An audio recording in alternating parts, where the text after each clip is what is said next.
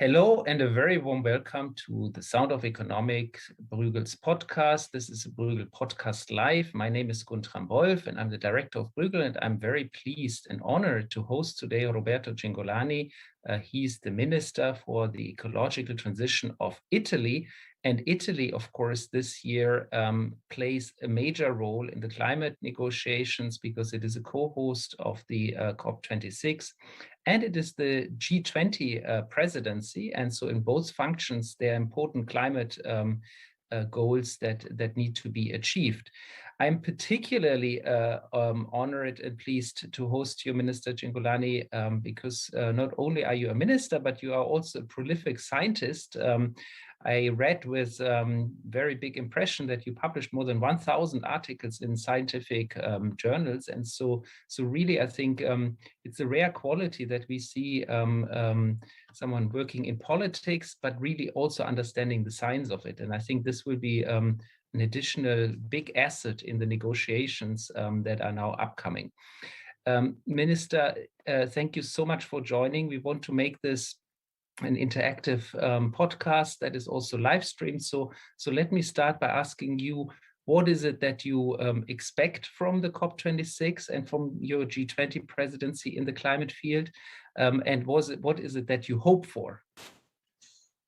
Yeah, so thank you for the invitation and for reminding about my background. You know, I spent fantastic years in Max Planck in Stuttgart, so I've been living in Germany for a long time also. Yeah, and I will go back to my job when I will finish this experience. So just a short slot in my life. The COP26, as you know, started, the agenda of the COP26, of course, started before I joined this ministerial experience 7 months ago. So somehow I got to adapt myself to the course of the activity. I think right now something new came between the G20 ministerial meeting in Naples in July and today. We've had this important report by the IPCC institution that gave us clearly a quantitative information about the fact that we are late on the accomplishment of the Paris Agreement. So the forecast is not good. We're going to be 2.7 degrees higher than expected, and this is absolutely not good. So there is a need of more ambition. There is a need of more acceleration, and in some sense, this has revolutionized the COP26 agenda, because when the agenda was made, we had a roadmap. Now, clearly, we have to accelerate compared to that roadmap. So having said this, I would say there are two levels. The basic level is that according to the original agenda, we should work on adaptation and mitigation, managing losses and damage. We should work on finance, so gathering more fundings for vulnerable countries. We should work on metrics, how we measure the progress and the control of the environmental parameters. And that was originally the agenda. But now with this need of acceleration, I think we have to do more. So I would say most important, all countries, including those having a strongly coal-based economy, should agree that we need to keep the challenge of the 1.5 degrees alive. So 2 degrees global warming is not too much. We should target directly to 1.5. I mean, for those who are not really in the field, that half a degree improvement makes a big difference. It means that at the poles, we might have 3 degrees less. So it's a serious change, and it's a huge effort. The second thing is that the acceleration is needed on finance. So I think that if we manage to gather the $100 billion that were promised in 2015 and never achieved, well, that is really mandatory. We should make it this year. And those $100 billion should become the leverage, should leverage a lot of fundraising from private institutions. And it's well known now by the community that the $1 trillion range is what we need for a serious improvement of the situation in the vulnerable countries. I mean, in the end of the day, in the last few months, and that was something I was working hard as a president of G20 Environment and Energy, the new concept that has been acknowledged by everybody is that climate crisis, climate change on one hand, and global inequalities on the other hand, cannot be treated on a separate footings. They have to be treated together, strictly interconnected. This makes the challenge even more difficult. And in real numbers, we have 4.8 billion people in the planet, more or less, this is the G20 population, producing 80% of the greenhouse gas. We're struggling with the Paris Agreement to do something good for the future, but there is also 3 billion people who are left behind, having no access to electricity, a part of those, having no access to clean fuel for cooking, having sometimes hard access to clean water. So even the definition of ecological transition is different in these two words. So when you talk in the G20, you do something. When you talk in the COP26, which is representing everybody, you know, the challenge is even more difficult. That's why I think a good target would be convincing everybody to keep the 1.5 alive and gathering the money that is needed to start a serious financial aid program for the vulnerable countries. Thank you. So now you talked quite a bit about what we would like to see, and I think all the goals that you mentioned sound very, very reasonable given where we are. And I think also, as you point out, the challenge is enormous to really get the 1.5%. I mean, this is the 1.5 degrees Celsius. I mean, this is now the COP26 meeting, meaning there have been 25 meetings before. The topic is not new. We basically know the science for a very long time, the science of climate change. But we haven't really managed to convincingly address the emission problem. And in fact, I look at the issue from an economist point of view. I see that emissions continue to grow. They haven't fallen. I mean, they have fallen a little bit last year because of the COVID recession. But the trend is clearly still an upward trend, and the decoupling speed between economic growth and emission growth is just too slow. So let me throw that question at you as a skeptic, so to speak, as a skeptic of how much we will achieve. What will we achieve at this COP? Yes, we have to be ambitious, but what can we realistically achieve given the track record? So first of all, I think the problem is originated by a sort of a vertical description, vertical understanding of the development model. We've been based on all our forecasts and all our actions in the past on the GDP growth, assuming 2% growth here and there. And this is, I mean, I'm a physicist and I can simply translate in energy is conserved. You cannot think to grow unlimited, neglecting that there is a thermodynamical impact of that growth.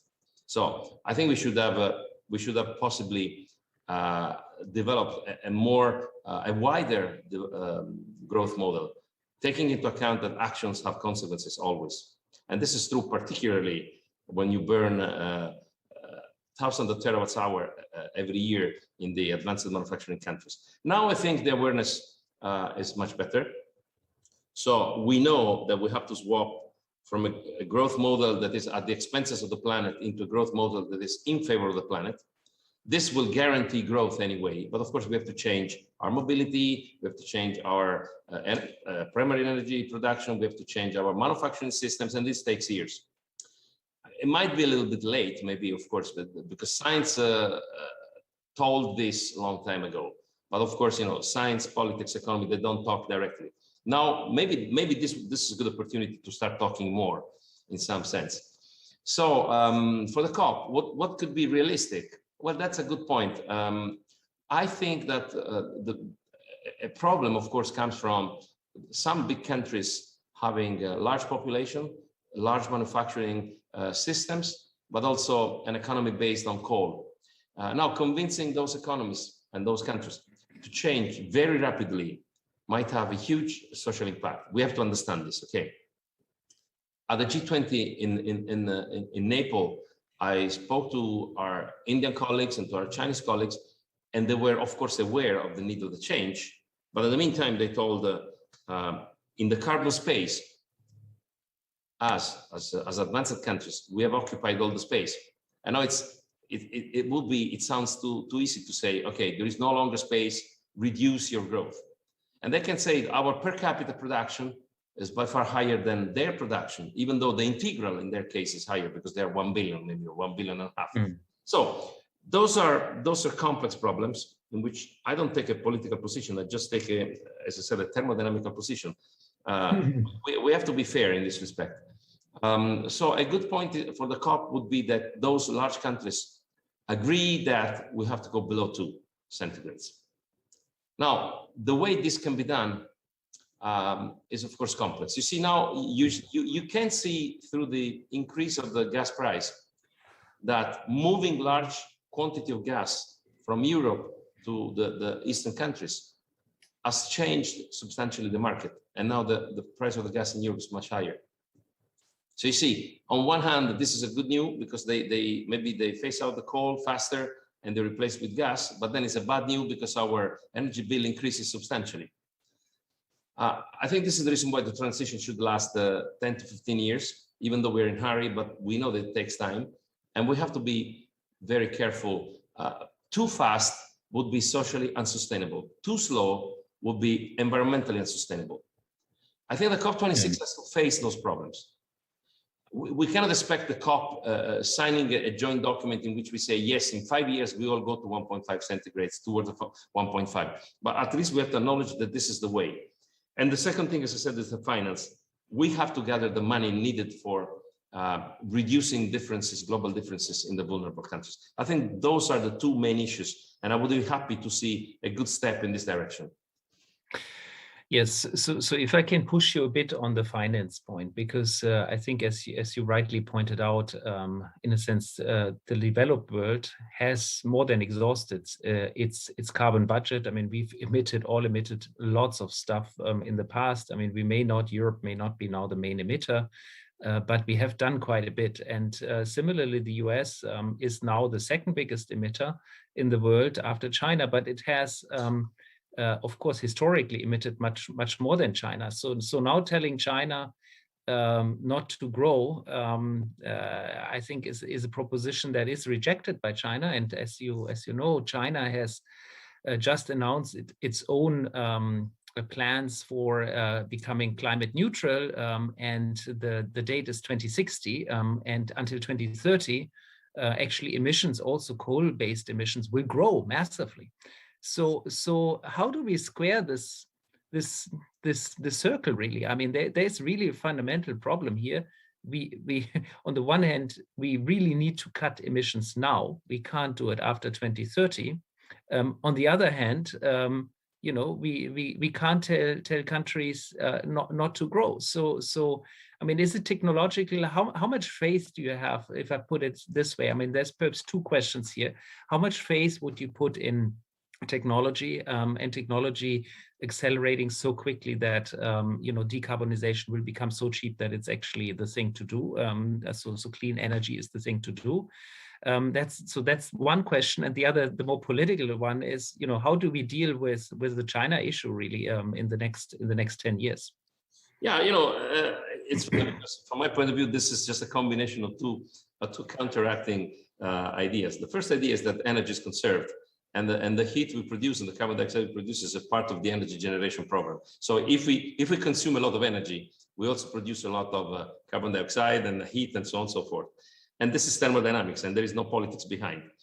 So we have to find a compromise. So maybe we do a little bit less, they do a little bit less, and we find a reasonable time scale to reduce our emissions. But we know we don't have so much time. So that has to be done quickly. The second part of the paradox is that we pretend to grow. We pretend to grow continuously, all with the same rate, accelerating the rate. And of course, where are the solutions? The solutions, of course, are in the compromise, but the compromise can be supported by circularity. I mean, I don't think advanced countries have invested enough in circularity. Circularity means recovering matter, means reusing, recycling, restoring natural environment. I mean, in the end of the day, the best carbon capture system is nature.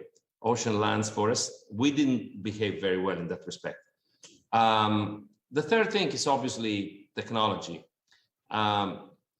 You see, today we have ideas about what could be a solution, but we didn't invest enough. I'm thinking to new ways. In some areas we do. Huh? I mean, so we can produce electricity with zero emissions by now. I mean, yes, but not continuous. So that's right. Once again, thermodynamics is leading. It's not politics.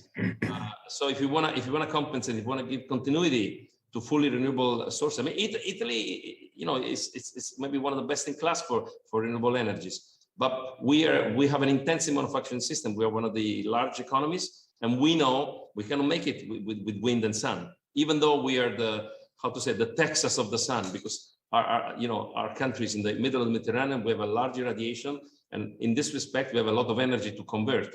But this is unfortunately discontinuous. So we have to develop accumulators. So if you want to phase out the gas for the continuity, we have to develop new technologies for carbon captures. I like very much this idea that you extract carbon dioxide in transforming in calcium carbonate, like rocks. But you know, now it's not very efficient, but maybe in the future it will. And what about nuclear? I mean, obviously the solution of the problem will be when we will have very low impact nuclear, but of course fusion is going to be the solution, capital T, because the entire universe works with fusion. But we know that fusion is maybe long term, 2060 or so. It depends on how much effort we will make. So the point is, we need to develop and to study, to make R&D, to boost education. We need more. We need more. At the moment, we want to combine two things that are not consistent. One is the infinite growth. The other one is the right to the growth to everybody. And the third, so three things, not two things. And the third thing is that thermodynamics leads. So if we increase the consumption of energy, this has a cost. I was watching the numbers of Germany and the numbers of Italy. I think our global energy it should be in the range of 1,000 terawatt per hour in 1 year in Italy, and you guys 1,600. This is a sort of equivalent. You know, it takes you take the mega ton equivalent of petrol. You know, all the primary production, and this is supposed to grow. Right. So if you want to grow, either you find something that does not produce pollution, or you don't grow, or you grow and pollute. Right. That's all. And if somebody has the right to grow as well, we should give them the opportunity to grow. And also, we have 3 billion people below the limit, and we should let these people to reach at least a reasonable standard. And this will cost carbon dioxide again. We'll need energy. So we have to rush in finding new energy sources that are clean. There is no ideology behind. That's right. That's all. So now, of course, you didn't dwell much on the more political question of China, but let me also combine that with the question on the finance, because you mentioned finance as an important element, and I think I agree with you. I mean, clearly, there is a need for finance in the poorest countries, in the rising economies also that have still difficulties accessing capital markets. I mean, there's a need to help these countries implement clean energy solutions rather quickly. So the climate finance debate and the pledge to give 100 billion per year has been there for, I would say, quite some time. I don't remember quite when it was decided, but it's 2015. 2015. So it's been there for quite some time. We never made it. And we never made it. So what do we do now? I mean, do we need a different way of organizing that climate finance, or should it go to something else, perhaps something directly linked to CO2 emission reductions, sort of matching grants or something of that sort? I mean, what would be a useful way of setting the system up? Because so far the big countries don't want to give that money. Yeah, especially after the COVID, this has become difficult. But let me tell you, I don't think there exists a unique solution, just like it does not exist in technology. You need a combination of many solutions, including hydrogen, that I forgot to mention before. In the case of finance, the situation to me is as follows. So first of all, we promised something in 2015. There is no excuse now. We have to go there. Second, this is largely insufficient. We know it because it's about 100 countries that need help, and 100 billion means 1 billion per country, and this is a few tens of dollars per person per year. Nothing. So this has to be leveraged to attract investors. But for doing that, we need possibly an economical frame. We need transparency. How do we determine the nationally determined contributions? You know, today all the metrics is done based on statement. I can tell you that I reduced my carbon dioxide by 30%, but there is no common metrics to establish whether my 30% has been calculated like yours. And then all the decision pipeline is based on data that are not sort of certified or eventually agreed as a method for the measurement. So we need transparency frame, we need the nationally determined contribution with the clear metrics. We need a sort of table or panel control where all data can be shared. And this is fundamental to make transparent decisions and to make reasonable decisions. Concerning the vulnerable countries, economics are very clear. I mean, between 2010 and 2019, if I remember correctly, I saw the statistics of the United Nations. The extreme events connected to climate change, those clearly connected to climate change, have caused something like $1,200 billion mitigation cost and about 400,000 loss of lives. And if you see the update of the statistics up to 21, those numbers were increasing. So in some sense, we should not be worried about the money that we have to collect to help the vulnerable countries. We should be worried about the money that we have to spend to mitigate the loss and the damage. This is horrible. So you see, we spend already more than 100 billion per year. So instead of mitigating— adaptation or mitigation? No, this is mitigation. This is the cost. This is actually the cost of the catastrophic events. So rebuilding, rebuilding and restructuring things. Now, in some sense, I think we should make a leap forward, a gigantic step forward. That means moving from adaptation and mitigation. That means I got the problem and I tried to fix it, into predicting, into forecasting things. So I don't want a new problem to come. That is the best way to invest. We save a lot of money. Yes. That means technology again. Eh? That means combining satellites data with drones, land sensors, sensory fusions, exploiting cloud computing, running forecasting models that are seriously done. And in that way, you can really do a lot. I mean, we have now hurricanes in Sicily. There's never been anything like that in the past. I think you've seen yesterday in Catania. I mean, we have a lot of damage there. And there's another one coming, which will be worse than the one of yesterday. I think it's expected by tomorrow. This is a hurricane. You know, it's just a cyclone phenomenon. I mean, we have never seen this in the Mediterranean. We are not equipped for that. So if I count how much this will cost in the next 10, 15, 20 years, I better put my money now to prevent, rather than complaining and waiting the new hurricanes came every year. So this is what we have to do. But it seems to me, if I may push you on that point, that we need both, right? I mean, so we know that climate change is there with us. I mean, it will not get better in the next 10 years. It will get worse in the next 10 years for sure. I mean, this is already unavoidable that it will get worse in the next 10 years. Now, afterwards, we might see some improvements if everybody steps up now, but it will get worse in the next 10 to 20 years. So adaptation spending, dealing with catastrophic events will be a central part of the climate reaction in the next 2 decades. I'm convinced of that. Sure, this is the present. We have to do now, but prevention is the future.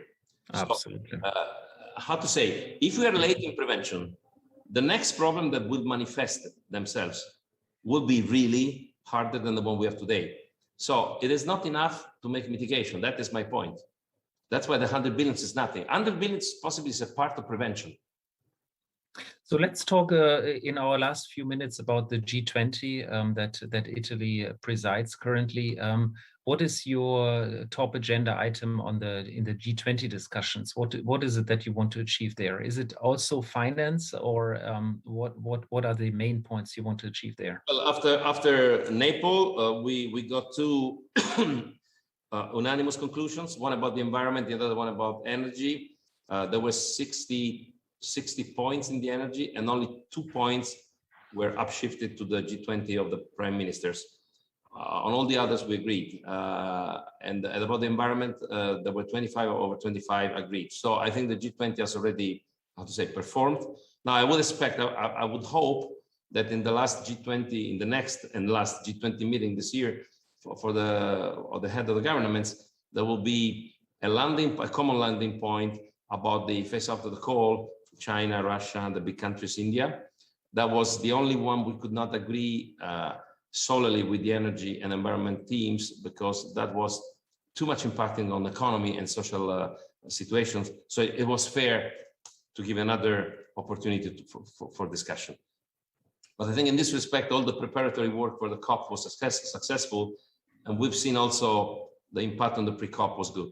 So I think let's wait for this last point about the phase out of the coal, and of course the reduction of the incentives for coal-based actions. That is connected, of course.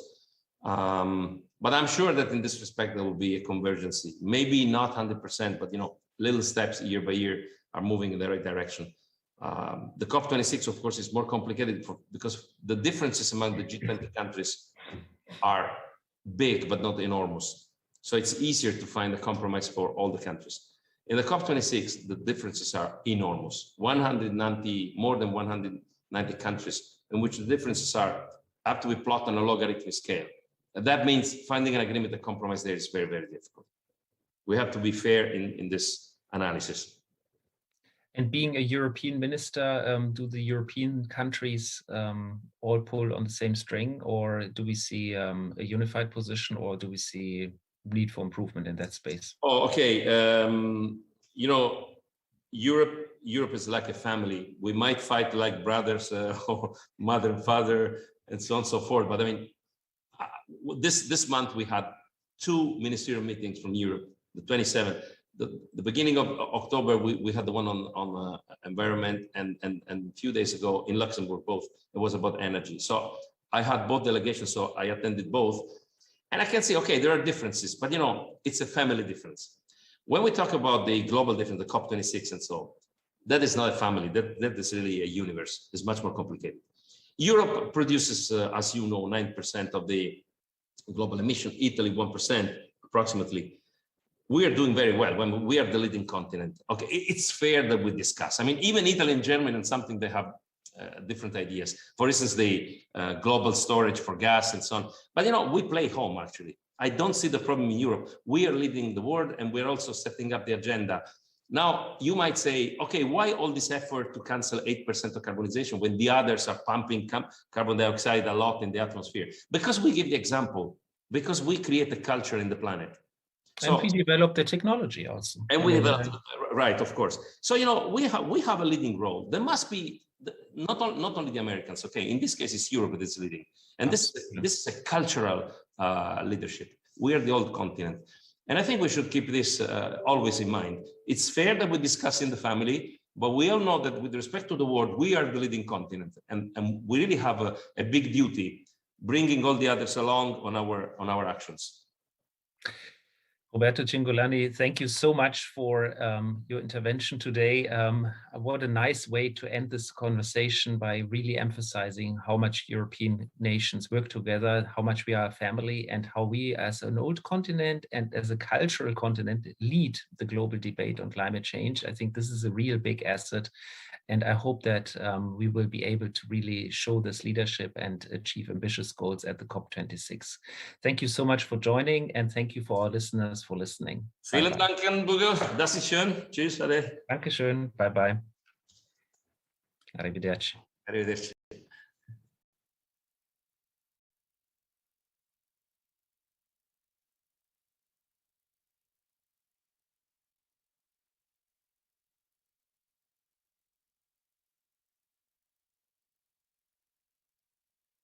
Me? I think it was good, huh? I enjoyed it.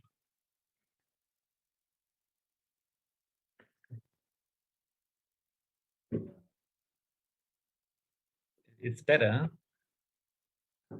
Recording stopped. Right, right. Okay, good.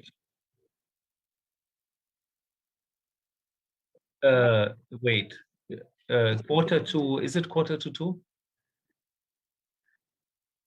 I'm sure that's correct.